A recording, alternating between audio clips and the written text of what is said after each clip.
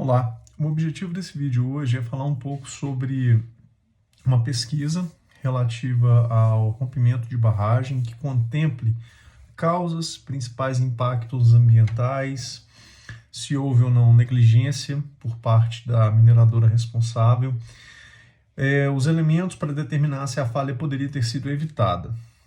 Então, eu vou falar sobre isso e, ao final, eu vou comentar também sobre o plano para evacuação de barragens, né, que é o PAI-BM, vulgarmente conhecido como o PAI-BM, Plano de Ação para Evacuação de Barragens de Mineração.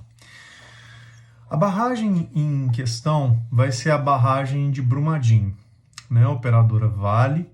Então, a primeira coisa que eu quero trazer para a gente pensar é o número de mortes. As mortes, eu creio que além dos impactos ambientais, né, que nós sabemos que são muitos anos para que todo o ecossistema seja recuperado, se nós podemos dizer que ele vai ser 100% recuperado a nível de termos novamente o desenvolvimento da fauna, daquela parte de vida aquática nativa que existia antes do acidente. Então, especificamente, a barragem de Brumadinho, ela resultou em 250 mortes e 20 pessoas desaparecidas.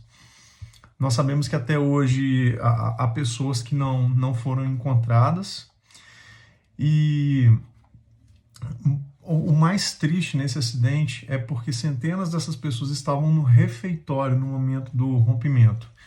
Então, aqui nós já vemos claramente um primeiro ponto, que uma barragem ela não se rompe, né? A estrutura de uma barragem ela vai apresentar necessariamente indícios de que ela está comprometida no talude de jusante. Principalmente, ele vai, quer seja aí por falta de cobertura vegetal, por, de repente, apresentar trincas por causa da passagem de caminhões fora de estrada, né, na crista da barragem, nas ombreiras da barragem, nas explosões que acontecem próximas à área de lavra. Então, tudo isso vai gerando o quê? Tremores internos. Só que nós sabemos que nós temos, por exemplo, instrumentos como o piezômetro, ele vai identificar para a gente a movimentação dessa barragem. Tem várias outras formas, né? Tem vários outros instrumentos de controle que vão monitorar para a gente se essa barragem está se movimentando ou não, se há uma trinca, se tem uma fissura. E uma vez que nós também vamos adotar o seguinte, né? Essa barragem era uma barragem a montante, como tantas outras barragens no mundo que se romperam até hoje, foram construídas através desse modelo, né? Um modelo mais ultrapassado, proibido no Brasil desde 2017, não é mais aplicável. Ok. Só que, voltando então aqui para o cerne daquilo que nós temos, das principais causas. Ok. As causas são diversas. Eu já falei um pouco delas aqui, eu falei, na verdade, daquilo que é a consequência, né? Porque o que nós falamos? Olha, tem falta de vegetação no talude de jusante, né? Nós temos uma trinca. Será que essa barragem simplesmente ela se rompeu sem apresentar nenhum indício? Será que as pessoas que estavam lá não foram treinadas? Como que será que eles fizeram o plano de evacuação de emergência de barragem de mineração? Porque tem que ser feito treinamento. As pessoas têm que ser treinadas para quando ouvirem a sirene, tem um tempo máximo de reação. O lead time ali, por exemplo, são 10 minutos para evacuar toda a área. Eu não sei, eu estou conjecturando aqui, depende da complexidade, depende do projeto. Esse especificamente, nós não temos uma causa específica, mas a mais provável é a liquefação.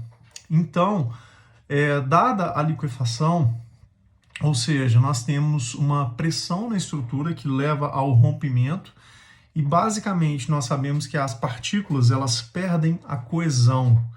Uma vez que elas perdem a coesão, a gente vai ter aquele deslizamento de massa, né, no subsolo.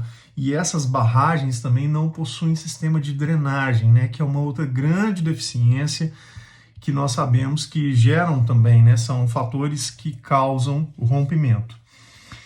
Então, se houve negligência ou não, como eu disse, o rompimento dessa barragem de Brumadinho, ele ainda está em estudo, né, as causas do rompimento, mas se nós fôssemos falar de uma forma leigamente, houve negligência? Sim, né, porque nós temos várias fases da inspeção que nós já vimos anteriormente, temos a inspeção visual, inspeção preventiva, preditiva.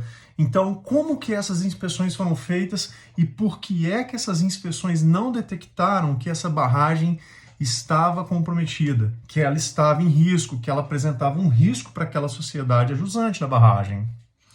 Então, nós conseguimos detectar, assim, através de uma argumentação muito rasa, que há uma negligência, eu não vou dizer por parte da mineradora, por parte da empresa que fez a parte de inspeção, mas uma somatória de negligência.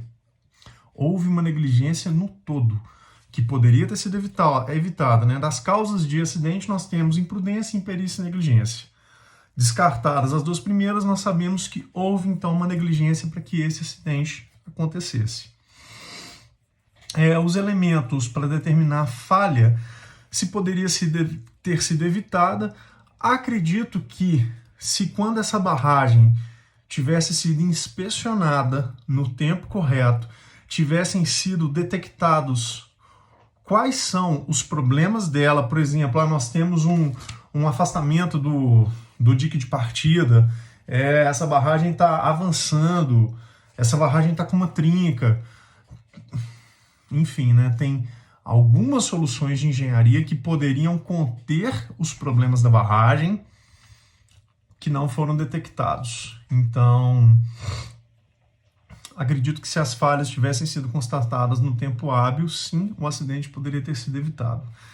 E não só o acidente, mas as pessoas também tivessem sido mais bem treinadas. Eu falo porque, por trabalhar na área de mineração, trabalho num projeto no Pará, nós passamos por alguns treinamentos. A barragem que nós temos lá é uma barragem de linha de centro, e nos treinamentos nós temos um tempo, quando a sirene toca, para nós evacuarmos o projeto. Então, como que isso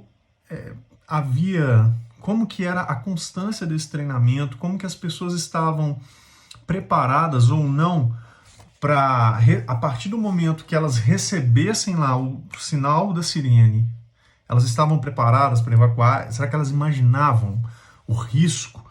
Esses riscos eram conhecidos?